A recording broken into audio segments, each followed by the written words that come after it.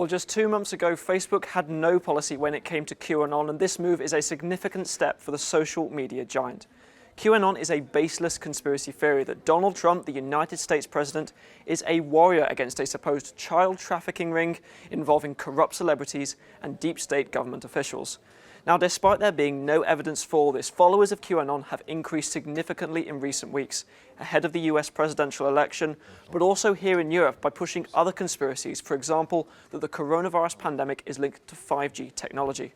Well, in response to this, Facebook have announced that they are strengthening their enforcement policy against QAnon content. They said that they will be banning Facebook pages, groups, and Instagram accounts which represent QAnon, even if they contain no violent content. This is an escalation of a policy they introduced back in August, which previously required violence. We now have a lower threshold.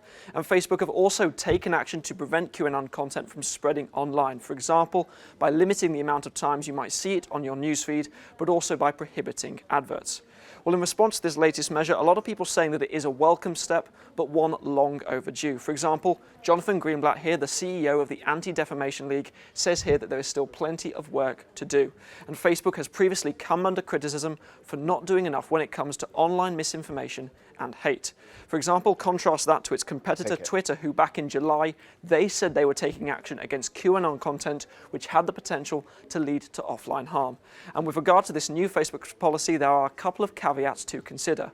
Firstly, as noted by Marc-Andre Argentino, somebody who we have spoken to in theCUBE, QAnon content will still exist online, even with this Facebook ban, and it requires a cross-platform and multi-platform policy to address this.